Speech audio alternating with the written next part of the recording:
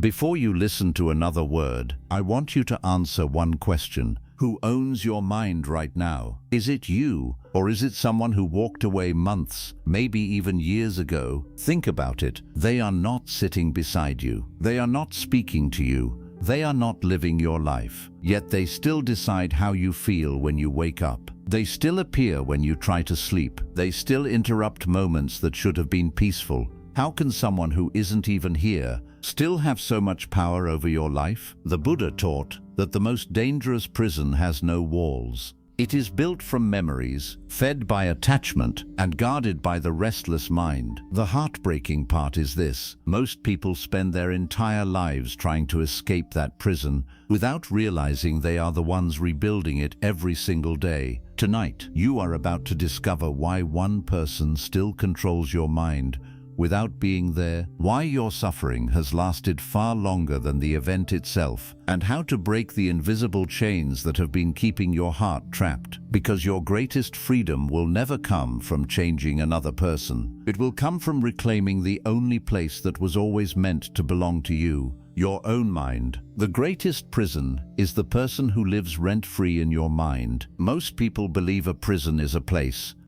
with 4 walls, locked doors, steel bars, a place where freedom is taken away. But the Buddha pointed towards something much more frightening. The strongest prison cannot be seen. It has no walls, no chains, no locks. It exists inside the human mind, and millions of people live inside this invisible prison without ever realizing it. Look carefully at your own life. There may be someone who is no longer part of your journey, someone who left, someone who disappointed you, someone who broke your trust, someone who never became the person you hoped they would be. Today, they may be living hundreds or even thousands of miles away. They may already be smiling with different people, building a different future, living a completely different life. They may not even remember the conversations that still echo inside your mind. Yet somehow, the moment you wake up, they are already there. Before you even get out of bed, their memory appears. A song reminds you of them. A place reminds you of them. A single word reminds you of them. Even when you are trying to enjoy a peaceful moment, their face suddenly appears inside your thoughts. Have you ever wondered why? How can someone who is no longer physically present still have so much power over your emotions? The answer is deeper than most people imagine. It is not because they are controlling your mind. It is because your own mind has never stopped inviting them back. Who invited them? Certainly not today. Certainly not this moment. The invitation was given long ago, the day your mind decided to replay the past instead of accepting it. At first, it happened because you were hurt. You wanted answers. You wanted closure. You wanted things to make sense. So your mind kept replaying every conversation, every smile, every promise, every mistake, every goodbye. It believed that if it thought about the past long enough, it would finally find peace. But something unexpected happened. Instead of finding peace, the thinking itself became a habit. And habits are powerful. The more often you repeat something, the stronger it becomes. Every memory became another key unlocking the same prison cell. Every what if I had said something different, every maybe things could have worked, every why did this happen to me, every imaginary conversation you played inside your head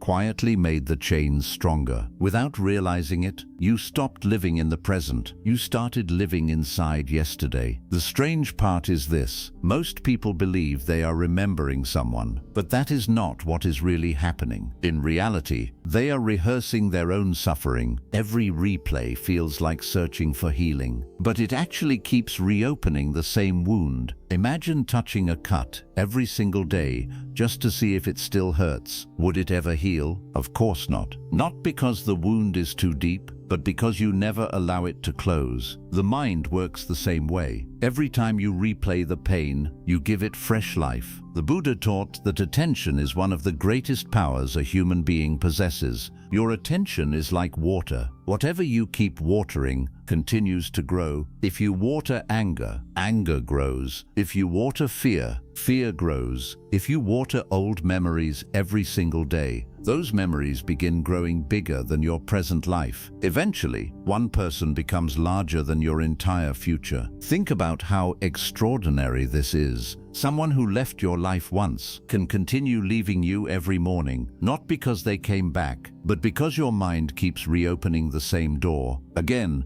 and again and again. The original pain lasted for a moment, but the repeated pain became a daily routine. This is how attachment survives, not because the past refuses to disappear, but because the mind keeps breathing life into something that has already ended. Imagine holding a burning piece of charcoal in your hand. It burns your skin. It causes unbearable pain. Yet instead of dropping it, you keep holding it tighter. Then you ask, why am I still suffering? The answer is simple. Not because the fire is too strong, but because your hand refuses to let go. The Buddha never said that memories are the enemy. Memories are natural. Every human being has them. The real problem is unconscious attachment. Memories are like clouds. They come and they go. Attachment is what chains those clouds to the sky. Attachment whispers, don't let this memory leave. Keep thinking, keep replaying. Maybe one more thought will finally bring peace. But peace never comes through endless thinking. Peace comes when thinking no longer controls you. Slowly, without even noticing, your inner world becomes occupied. The place where peace should have lived becomes filled with old conversations, old disappointments, old hopes, old regrets, old versions of someone who no longer exists. Your mind becomes crowded, and when the mind is crowded, peace has nowhere to sit. That is why even beautiful days can feel empty. Even happy moments can suddenly become painful. Not because life is hurting you, but because your mind is still carrying yesterday into today. One of the greatest acts of self-respect is deciding who is allowed to live inside your mind. Not everyone deserves that space. Not everyone deserves your attention. Not everyone deserves your inner peace. The moment you stop giving someone free space inside your mind, you do not lose them. You simply stop losing yourself. You begin hearing your own thoughts again. You begin noticing the beauty around you again. You begin feeling present again. Because the greatest freedom is not making someone come back. It is no longer needing them to leave your mind in order to feel whole. Real freedom begins the day your peace no longer depends on another person's presence or their absence. Because the greatest victory you will ever achieve is reclaiming ownership of your own mind. But there is something even more surprising. The person controlling your mind today may not even be the real person anymore. It may only be the version your mind has been creating over and over again. And that illusion is even harder to escape. You are not missing them. You are addicted to the story your mind created. One of the greatest illusions the mind ever creates is making you believe that you are suffering because of another person. You tell yourself, I still miss them. I can't stop loving them. I just can't move on. It feels completely true because the emotions are real. The tears are real. The loneliness is real. But the Buddha encouraged people to look beneath their emotions instead of immediately believing them. He taught that the mind rarely shows us reality exactly as it is. Instead, it shows us a story, and the longer we believe that story, the more real it begins to feel. Think carefully. If you truly missed the real person, then you would remember everything about them. Their kindness, but also their cruelty, their beautiful moments, but also the moments they made you cry, the promises they kept and the promises they broke, their laughter and the silence they left behind. But that is not what the mind usually does. The mind becomes an editor. It quietly removes the uncomfortable scenes. It softens their mistakes. It hides the nights you cried yourself to sleep. It erases the disrespect, the neglect, the lies, the disappointment. Then it places a warm light over the few beautiful memories that remain. Slowly, without realizing it, the person inside your mind becomes more beautiful than the person who actually existed. You stop remembering reality. You begin remembering an ideal version that only lives inside your imagination. This is why so many people struggle to let go, because they are no longer attached to a human being. They are attached to a fantasy. The Buddha warned that attachment grows strongest When imagination becomes stronger than reality, your mind begins writing a story that never truly happened. It whispers, "They were perfect. They were the only one who understood me. I'll never find someone like them again." But are those thoughts really true, or are they simply the mind trying to protect what has become familiar? Look at your own memories honestly. How many times have you replayed the happiest moments while completely ignoring the pain that came with them? How many times have you imagined the relationship becoming perfect, even though reality showed you something very different? This is one of the mind's favorite tricks. It edits the past until it becomes almost impossible to release. Imagine watching a movie. Now imagine someone cuts out every painful scene, every argument, every betrayal, every disappointment. Only the romantic scenes remain. Only the smiles remain. Only the laughter remains. If that edited movie were all you watched every day, wouldn't you begin believing it was the whole truth? That is exactly what the mind does. It creates a highlight reel. Then it convinces you that the highlight reel was reality. But life is never made of highlights alone. The Buddha taught that suffering grows whenever we refuse to see things completely, because truth sets us free. Illusion keeps us attached. There is another reason this story becomes so powerful. You are not only grieving the person, you are grieving the future you imagined with them. The conversations that never happened, the trips you never took, the home you imagined building, the family you pictured, the version of yourself you thought you would become beside them. None of those things actually existed, yet the mind mourns them as though they were taken away. This is why the pain feels endless. You are trying to let go of something that was never completely real. The Buddha reminded us that desire often attaches itself more strongly to possibility than to reality. The mind does not simply miss what happened. It mourns everything it hoped would happen. That invisible grief can feel even heavier than losing the person themselves. Then something even stranger begins to happen. As time passes, the real person slowly disappears, and the imaginary version grows stronger. Every month, the fantasy becomes more beautiful, more perfect, more impossible, until one day, you are no longer thinking about them at all. You are thinking about someone who never truly existed. Have you ever noticed that if you unexpectedly meet someone from your past, they rarely feel exactly as you remembered them? Suddenly, you notice things your mind had forgotten.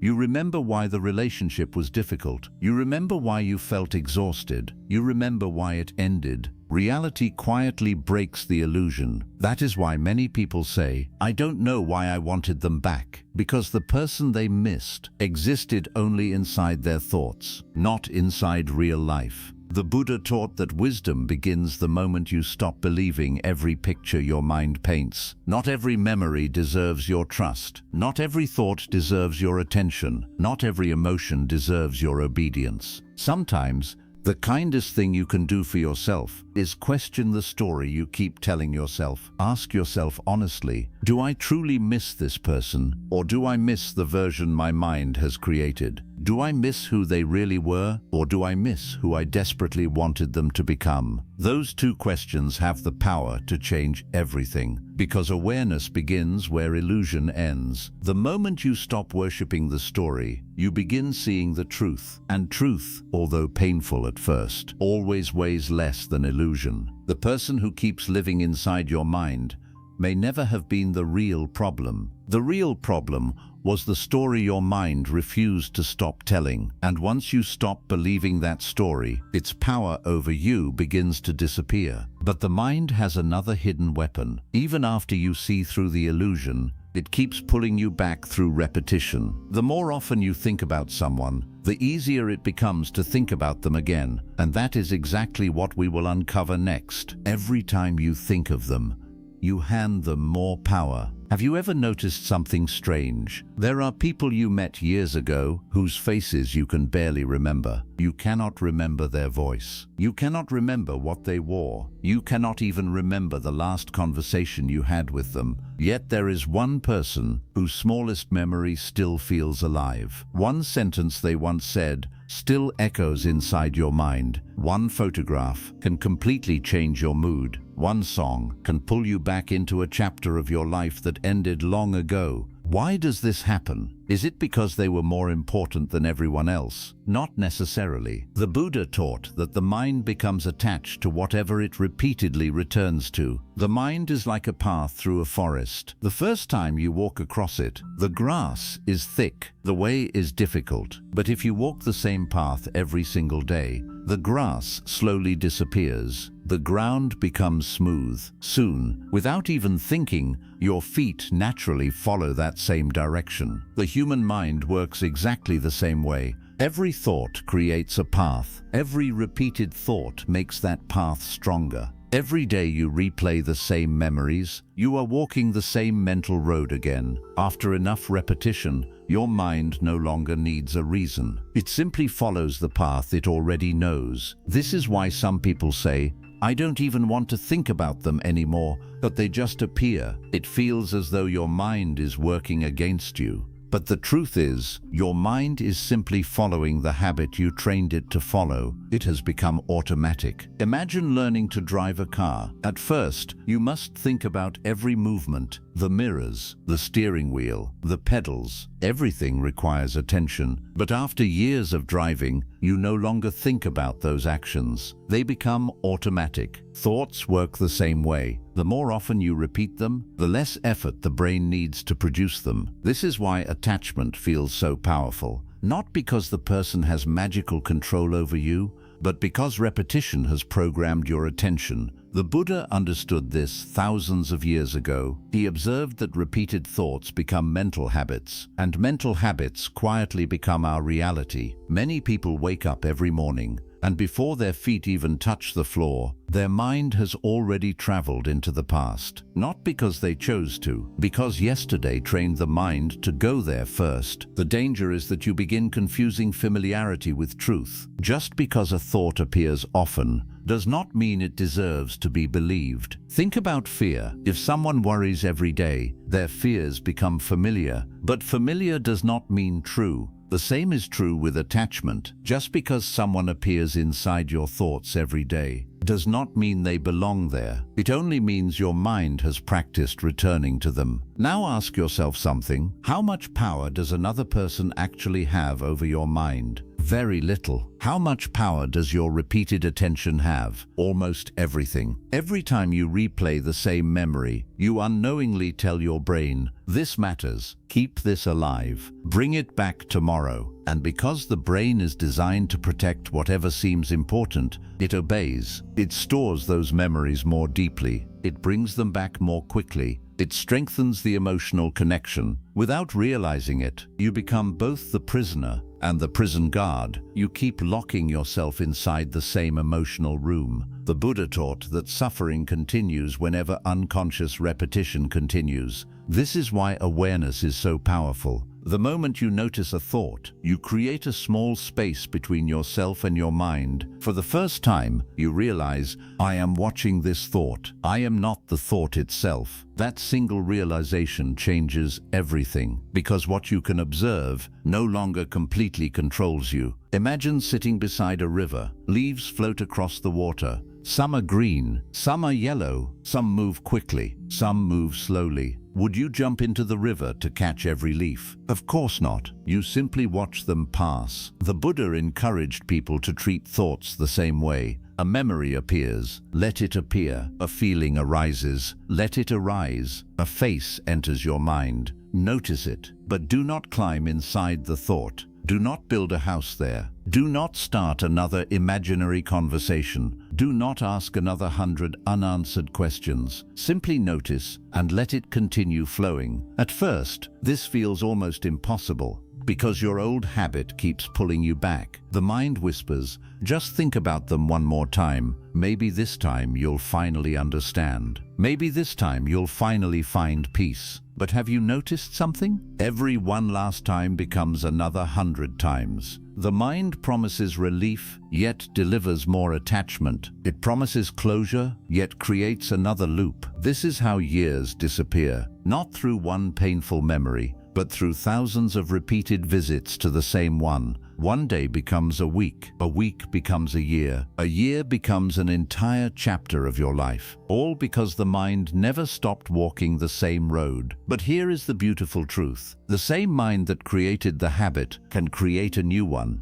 Every time you gently return your attention to the present moment, a new path begins to form. It may feel weak at first, uncomfortable, unfamiliar. That is normal. Every new path begins as untouched grass. But if you keep choosing presence over obsession, peace over replay, reality over imagination, that new path slowly becomes stronger. One day, without even noticing, you will wake up and they will not be your first thought anymore. Not because you forced yourself to forget, not because time magically healed everything, but because your attention finally found a better home, and wherever your attention lives, your life follows. That is why guarding your attention is one of the greatest acts of wisdom, because attention becomes habit, habit becomes character, and character quietly becomes your destiny. But there is something even deeper than habit. Many people keep returning to someone not because of love, not because of memory, but because somewhere along the way, they began believing they could no longer exist without that person. And that is the most dangerous attachment of all. The day your identity depends on them,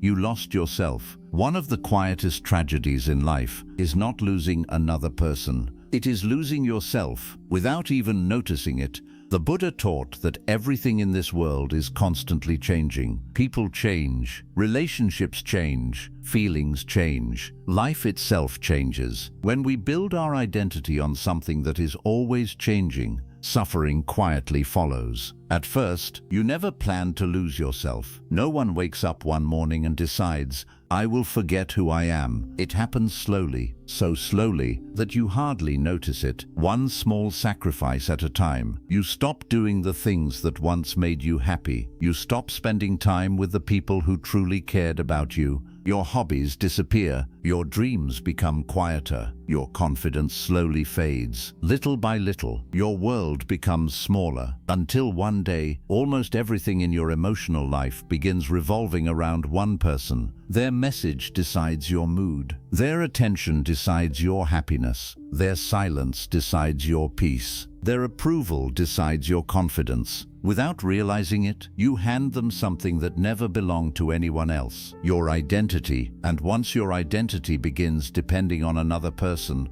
your freedom quietly disappears. Have you ever noticed how some people say, I don't even know who I am anymore? Those words are more common than you think, because when someone becomes the center of your emotional world, you slowly stop being the center of your own. The Buddha warned against attaching your sense of self to anything outside your own awareness, because everything outside of you can change without asking your permission. People leave, circumstances change, promises are broken. Life moves in directions you never expected. If your entire identity is built upon another person's presence, then the day they leave, it feels as though your entire life collapses with them. Not because they took your life away, but because you quietly built your life around them. Imagine a tree. A healthy tree grows because its roots go deep into the earth. The stronger the roots, the stronger the tree becomes. Now imagine another tree. Instead of growing roots into the ground, it wraps all of its roots around another tree. At first, it feels safe, it feels supported, it feels connected. But the moment the other tree falls, both trees suffer. Many people live this way emotionally. Instead of growing roots inside themselves, they wrap every part of their emotional life around another human being. When that person disappears, they feel as though they have nowhere left to stand. The problem was never love. The problem was dependence. The Buddha never taught people to stop loving. He taught people not to become imprisoned by attachment. Love gives freedom. Attachment creates fear. Love says, I appreciate your presence. Attachment says, I cannot survive your absence. Those are completely different experiences. Real love allows both people to grow. Attachment slowly causes one person to disappear. Ask yourself honestly, when did you stop making decisions for yourself? When did your happiness begin depending on someone else's mood? When did you stop asking,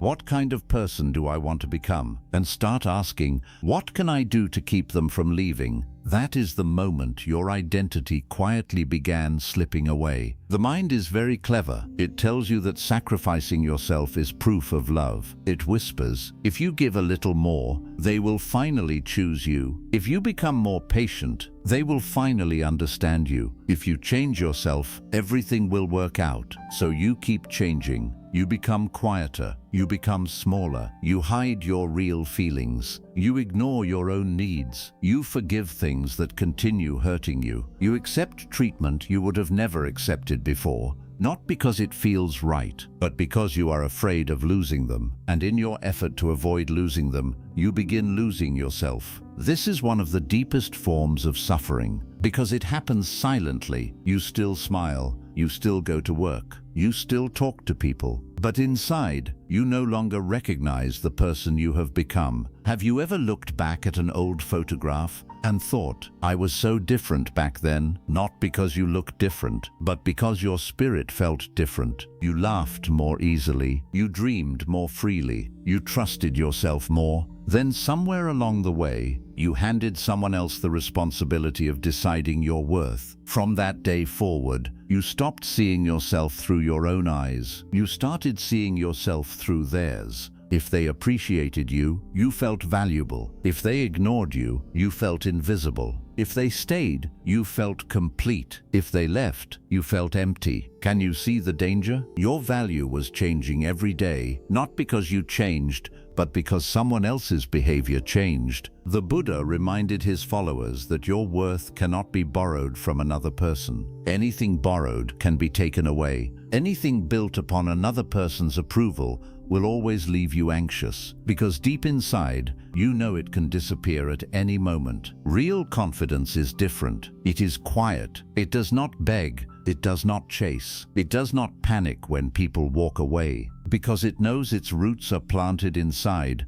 not outside. The beautiful truth is this: the person you lost may never return, but the person you abandoned can still be found. That person is you, the version of you who laughed without needing permission, the version of you who dreamed without fear, the version of you who believed life was bigger than one relationship. They are not gone. They have simply been waiting beneath years of attachment. Every moment you choose yourself again, every time you keep a promise to yourself, every time you protect your peace instead of chasing someone's approval, you uncover another piece of the person you used to be. Slowly, you stop asking, why didn't they choose me? And you begin asking, why did I stop choosing myself? That single question changes everything, because healing truly begins the moment you become the home you were searching for in someone else. When your identity belongs to you again, no one can steal it. No one can control it. No one can walk away carrying your peace in their hands,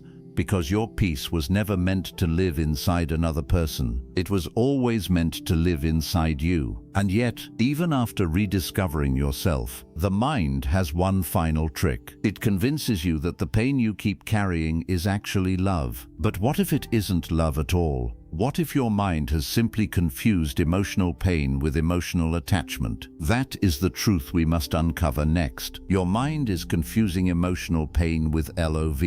One of the greatest misunderstandings in human life is believing that strong emotions always mean deep love. Most people never question this. If someone occupies their thoughts every day, they assume it must be love. If someone's absence hurts, they assume it must be love. If they cannot stop thinking about someone, they tell themselves, this proves they were meant for me. But the Buddha encouraged people to question the mind instead of immediately believing it. Because the mind has a strange habit. It often mistakes familiarity for truth, and it often mistakes attachment for love. Think about this carefully. If what you are feeling is truly love, why does it leave you exhausted? Why does it steal your sleep? Why does it make your chest feel heavy? Why does it fill your mind with fear instead of peace? Why does it leave you anxious every time your phone remains silent? Why does it make you question your own worth? Real love may bring sadness when someone is gone, but it does not destroy your inner peace. Attachment does. Attachment whispers, you cannot be happy without them. You cannot move forward without them. You will never find someone like them. You lost the only chance you ever had. These thoughts sound convincing, but they are not love speaking. They are fear speaking. The Buddha taught that fear is one of the greatest companions of attachment. Where attachment exists, fear quietly follows. Fear of losing,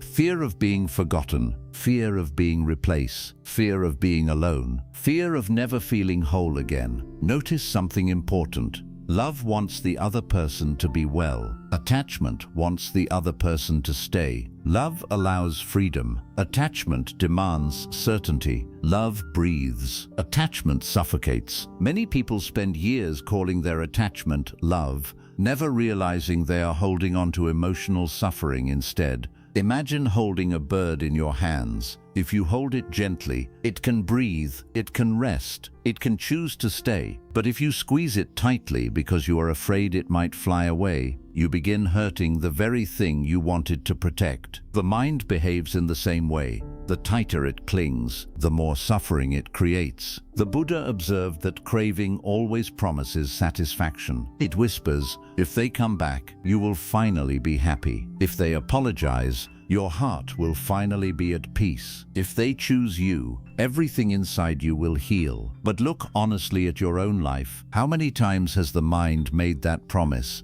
And how many times did lasting peace actually arrive? Very rarely, because the mind always creates another condition. After one desire is fulfilled, another appears. This is why attachment has no finish line. It always wants more reassurance, more attention, more messages, more proof, more certainty. And because another human being can never satisfy endless craving, the mind remains restless. That restlessness is often mistaken for love, but it is actually dependence. Think back to the beginning. Were you always this anxious? Or did the anxiety slowly grow over time? Many relationships do not begin with suffering. They begin with curiosity, with excitement, with hope. Then little by little, the mind begins attaching your happiness to another person's behavior. You stop enjoying the present moment. Instead, you start waiting for a message, waiting for a call, waiting for reassurance, waiting for them to choose you. Without realizing it, your emotional life becomes controlled by expectation, and expectation is one of the greatest sources of suffering. The Buddha taught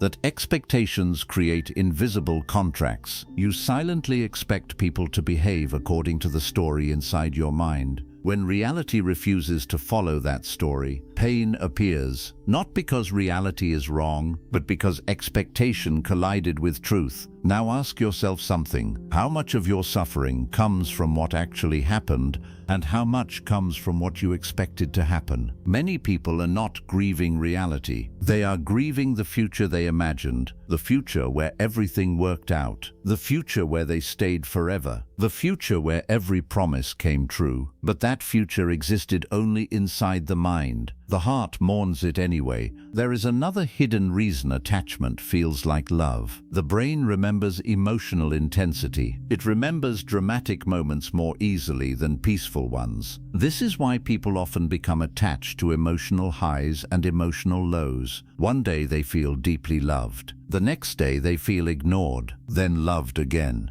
then abandoned again. The emotional swings become addictive. Without noticing, the mind begins craving intensity instead of peace. Calm starts feeling boring. Chaos starts feeling familiar. The Buddha warned that an untrained mind becomes attached even to its own suffering. Read that again. The mind can become attached to suffering itself because suffering becomes familiar. And whatever becomes familiar, the mind begins calling home. That is why some people return to the same painful relationships again and again, not because they enjoy suffering, but because suffering has become familiar. Familiar pain begins feeling safer than unfamiliar peace. Imagine someone living in a dark room for many years. If you suddenly open every window, the sunlight almost hurts their eyes, not because light is dangerous, but because darkness became normal. The same thing happens emotionally. When you have carried pain for a long time, peace feels unfamiliar, freedom feels strange, silence feels uncomfortable. So the mind unconsciously searches for another reason to suffer, another memory, another unanswered question, another imaginary conversation, anything to return to what feels familiar. This is why healing often feels uncomfortable at first. Not because healing is wrong, but because your mind is learning a completely new way of living.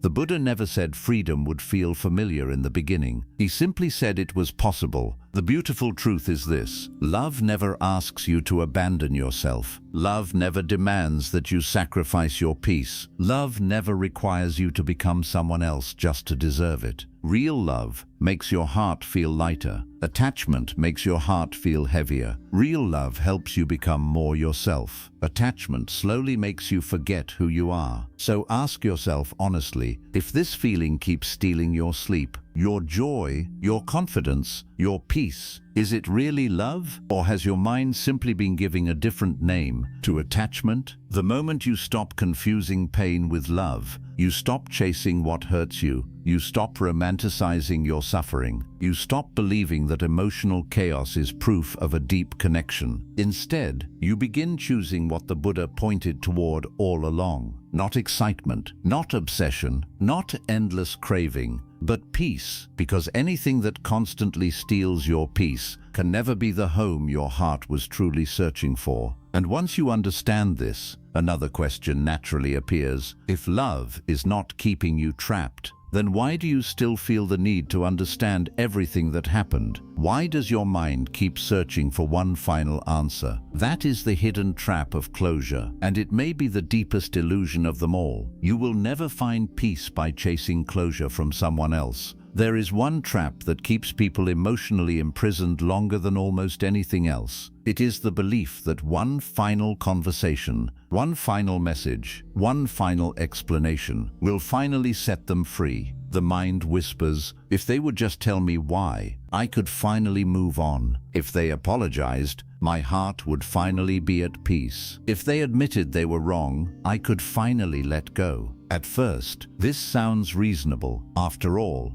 the human heart naturally wants understanding. It wants things to make sense. It wants a clear ending. But the Buddha taught that suffering often continues because the mind keeps demanding certainty from a world that can never promise it. Life does not explain everything. People do not explain everything, and not every ending arrives with the answers we hoped for. Yet the mind refuses to accept that. It believes there is one missing sentence, one missing truth, one missing conversation that will finally heal everything inside. So it keeps searching. Day after day, month after month, sometimes year after year. But notice what happens. The search itself becomes another form of attachment. You are no longer chasing the person. You are chasing an answer. And that answer quietly becomes another prison. Imagine standing before a locked door. You believe that everything you need is behind it. So every single day, you knock, you wait, you hope. You imagine someone will finally open it, but no one ever comes. Years pass. Your life remains frozen in front of that same door. Then one day, you turn around and you discover there were 1,000 open doors behind you all along. The only reason you never saw them was because your eyes never left the closed one. This is exactly what happens when you spend your life chasing closure. You become so focused on one unanswered question that you stop seeing all the new possibilities life is quietly placing before you. The Buddha often reminded his followers that suffering grows whenever the mind insists reality should be different from what it is. That simple sentence explains so much pain. You keep saying, they should have stayed, they should have loved me, they should have understood me, they should have apologized, they should have chosen me. But reality says something else. Reality says, they left. Reality says, they changed. Reality says, the chapter has ended. The mind suffers because it keeps arguing with reality, and no one has ever won an argument against reality. The more you fight what has already happened, the deeper you sink into suffering. Acceptance is not weakness. Acceptance is not giving up. Acceptance is not saying what happened was fair. Acceptance simply means you stop demanding that yesterday become something it can never be. Many people misunderstand acceptance. They think accepting the past means approving of it. That is not true. You can accept that someone hurt you without believing what they did was right. You can accept that someone left without pretending it didn't hurt. You can accept reality without approving of the circumstances. Acceptance is not agreement. Acceptance is the decision to stop fighting what cannot be changed. That is where peace begins. There is another reason the mind becomes addicted to closure. It secretly believes, if I understand why they hurt me, the pain will disappear. But think about your own life. Have you ever finally received the explanation you were waiting for? Did it completely erase the pain? Usually, it didn't. Sometimes it even created more questions. They said they loved me, then why did they leave? They apologized, but why did they wait so long? They explained everything, then why do I still feel empty? Because the heart is not healed by information, it is healed by transformation. Knowledge may satisfy curiosity, but only awareness brings freedom. The Buddha never taught people to search endlessly for explanations.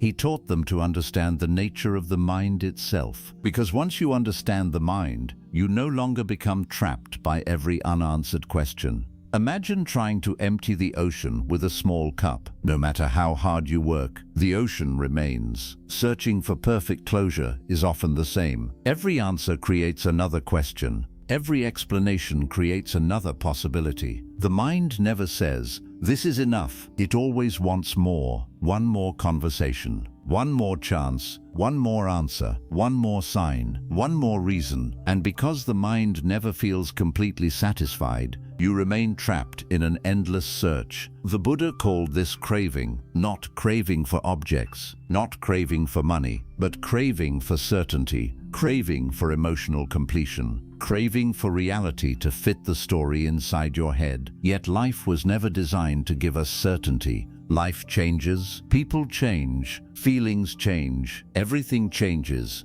The more tightly you cling to certainty, the more painful change becomes. There is a question you should ask yourself today. Not, why did they do this to me? But, what has this search for answers been costing me? How many peaceful mornings have disappeared? How many beautiful sunsets went unnoticed? How many opportunities passed by while your mind was busy replaying the same questions? How many people genuinely cared about you while you remained emotionally trapped by someone who no longer did? How much of your life has been exchanged for answers that may never come? That is the real cost. The greatest loss was never the relationship. The greatest loss was the years you stopped fully living. Then one day, something extraordinary happens. You become tired, not of missing them, not of loving them, but of carrying the same emotional weight every single day. You realize you have asked the same questions thousands of times, and not one of those questions has changed your past. That moment is the beginning of wisdom, because wisdom is not finding every answer. Wisdom is knowing which questions no longer deserve your energy.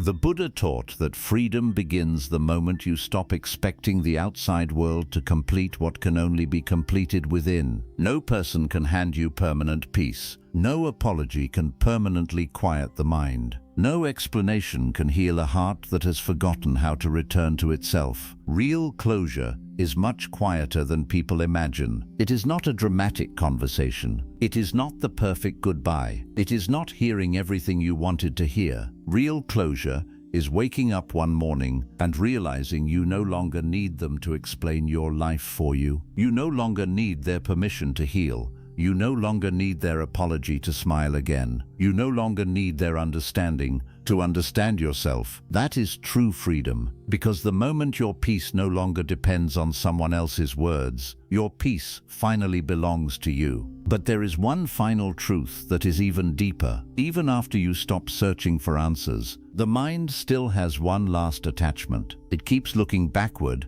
while your entire life quietly keeps moving forward, and that may be the greatest loss of all. While you keep looking back, your entire life is passing you by. One of the saddest things the Buddha wanted people to understand is that life never stops moving. not for your sadness, not for your heartbreak, not for your regrets, not even for your deepest pain. The river never stops flowing. The seasons never stop changing. The sun never asks whether you are ready for another morning. Life keeps moving, whether your mind moves with it or not. And that is where so much hidden suffering begins. Because while life quietly walks forward, the mind keeps walking backward. The body lives in today, but the mind keeps living in yesterday. You wake up in a new morning, yet your thoughts immediately travel to an old memory. You sit with your family, but your attention is somewhere else. You eat your meal, but you hardly taste it. You drive your car, but your mind is replaying a conversation that ended years ago. You watch the sunset, but you never truly see it because your eyes are looking at today while your mind is trapped inside yesterday. This is one of the greatest tragedies of an unconscious mind. It steals moments you will never get back. The Buddha taught that the present moment is the only place where life actually exists. The past exists as memory. The future exists as imagination. But this breath, this heartbeat, this very moment is where life is truly happening. Yet most people spend very little time here. Instead, they live between regret and worry. Regret about what already happened. Worry about what might happen. And while the mind travels between those two places, the present quietly disappears. Think about how many beautiful moments have already passed through your hands. A peaceful morning, a child's laughter, a parent's smile, the sound of rain, the cool evening breeze, the kindness of a stranger, the silence before sunrise. How many of those moments did you fully experience, and how many were stolen by thoughts of someone who was no longer even there? The truth is painful. Many people have not lost years because of another person. They have lost years because their attention never returned home. Attention is life. Where your attention goes, your life follows. If your attention lives in the past, your life begins feeling like the past. If your attention constantly searches for what you lost, you stop noticing everything that is still here. The Buddha compared the mind to a monkey swinging from one branch to another, never resting, never becoming still, always searching, always grabbing, always chasing something else. Most people think this restlessness is normal, but it quietly steals the greatest gift life has to offer. Presence. Presence is not just sitting quietly. Presence is fully meeting the moment you are living. It is drinking a cup of tea and actually tasting it. It is speaking to someone and truly listening. It is walking beneath the sky and actually seeing the clouds. It is breathing without carrying yesterday into every breath. But attachment makes presence almost impossible, because attachment keeps whispering, "Go back, think about them one more time, replay that memory again. Maybe this time you'll finally understand." The mind believes that another trip into the past will somehow create peace, but every trip leaves you further away from the present. Imagine sitting in a beautiful garden. Flowers are blooming all around you. Birds are singing. The air is fresh. The sun is warm. Yet instead of looking around, you spend the entire time staring at an old photograph in your hands. Hours pass. The garden was always there, but you never experienced it. That is how many people live. Life keeps offering them new beauty, new friendships, new opportunities, new beginnings, new lessons, new joy. But because they refuse to put down the photograph, they never notice the garden. The Buddha taught that attachment blinds us, not because it removes beauty from life, but because it keeps our attention fixed on what is already gone. Ask yourself honestly, how many opportunities have you missed because your heart was still waiting for someone who never came back? How many conversations did you only half hear? How many people genuinely wanted to love you, but you were emotionally unavailable because your mind belonged to someone else? How many dreams did you postpone? How many places did you never visit? How many risks did you never take? How many mornings became heavy before the day had even begun? The greatest theft was never what another person took from you. The greatest theft was what attachment quietly convinced you to give away. Your time, your energy, your attention, your peace, your future. Time is the one thing that never returns. Money can return, relationships can return, health can sometimes return, But yesterday never returns. Every hour spent replaying old memories is an hour removed forever from your life. The Buddha often reminded his followers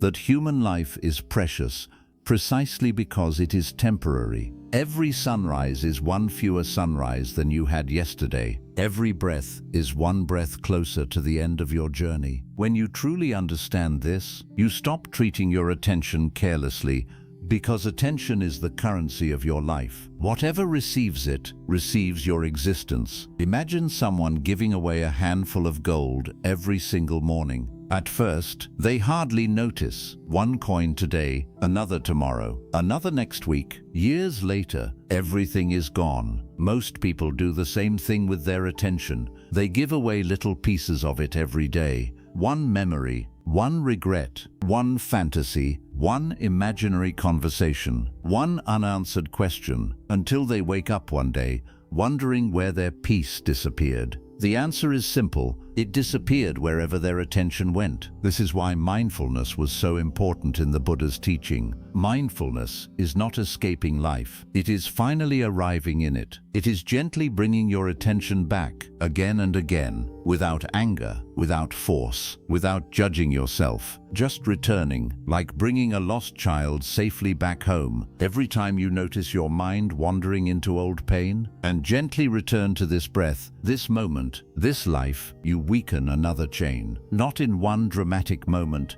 but little by little. One mindful breath, one mindful morning, one mindful choice at a time. Then something beautiful begins to happen. The sunrise starts looking brighter. Music sounds different. Food tastes richer. Conversations become deeper. Laughter feels lighter. Not because life suddenly became perfect, but because you are finally living the life that has been waiting for you all along. The present moment has always been enough. It was your attention that kept leaving it. The Buddha never asked people to erase the past. He simply taught them not to abandon the present because of it. Because every moment you truly live is a moment attachment cannot steal from you. And one day, without even noticing, you will realize something extraordinary.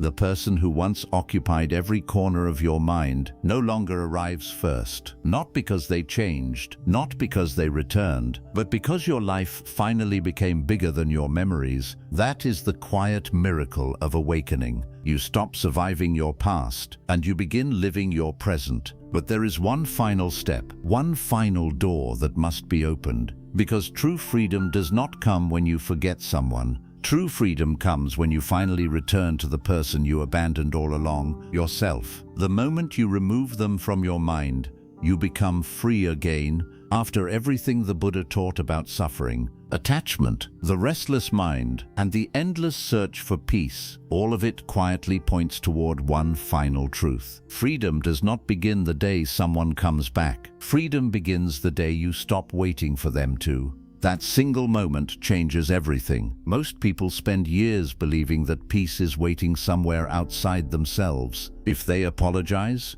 I will finally heal. If they realize my value, I will finally be happy. If they return, everything inside me will become whole again. The mind keeps placing the key to happiness into someone else's hands. Without realizing it, you have made another human being responsible for your inner world. But the Buddha taught something completely different. He taught that no one has the power to imprison your mind unless your own attachment opens the door. Think about that carefully. The person is no longer standing in front of you, yet every day, your mind keeps opening the same door. It welcomes them inside. It gives them a seat. It offers them your attention. It allows them to stay for hours. Then it wonders, why can't I find peace? Peace cannot enter a room that is already crowded with yesterday. For years, you believed you were trying to forget someone. But maybe forgetting was never the answer. The Buddha never asked anyone to erase memories. He understood that memories are part of being human. What he taught was far more beautiful. He taught people to remember without becoming prisoners of what they remember. There is a difference, a very powerful difference. Imagine holding a photograph in your hand. You can look at it, smile, even feel grateful for what it once meant. Then gently place it back on the shelf and continue living your life. Or you can hold that same photograph every hour of every day.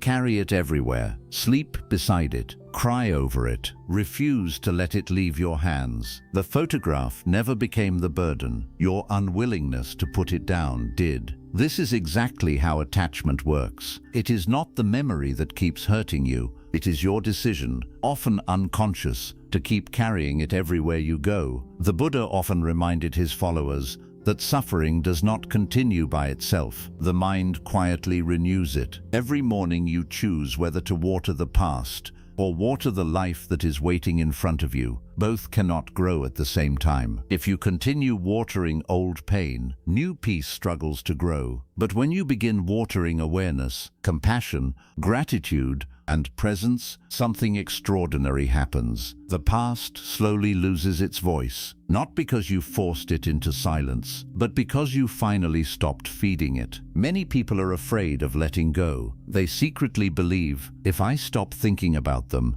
it means they never mattered. That is another illusion of the mind. Letting go does not erase love. Letting go does not erase memories. Letting go does not erase the lessons. It simply means you stop allowing yesterday to control today. You stop allowing someone who is absent to keep deciding your emotional future. That is not forgetting. That is growing. Think about a bird sitting inside an open cage. The door has been open the entire time, yet the bird refuses to fly. Not because it cannot, but because the cage has become familiar. Many human beings live exactly like that. The prison door opened long ago. The relationship ended. The chapter closed. Life kept moving, but the mind remained sitting inside the same emotional cage, waiting, remembering, imagining, hoping. The Buddha taught that awakening is realizing the door has always been open. No one is keeping you there anymore. Not the person, not the past, only the habit of returning. The beautiful truth is this: the moment you stop returning, freedom quietly begins. It does not arrive like thunder. It arrives like the sunrise, slowly, almost silently. One morning, you wake up and they are no longer your first thought. A week later, you hear their name and your heart remains calm. Months later, you pass the places that once made you cry and you simply keep walking. You smile without guilt. You laugh without forcing it. You enjoy ordinary moments again, not because life suddenly became easier, but because your mind finally became lighter. Then one day, you realize something that would have once seemed impossible. You no longer need them to be different. In order for you to be happy, you no longer need an apology. You no longer need an explanation. You no longer need another chance. You no longer need them to understand your pain, because you finally understand something much deeper. Peace was never hiding inside another person's heart. It was waiting inside your own awareness. For the first time, you stop asking, "Why did they leave me?" And you begin asking, "What kind of life do I want to create from this moment forward?" That question changes your direction completely. The past only asks, "What happened?" Awareness asks, "What now?" The past keeps looking backward. Awareness gently turns your face toward the sunrise. The Buddha never measured a person's strength by how much pain they could carry. He measured wisdom by how gently they could put it down.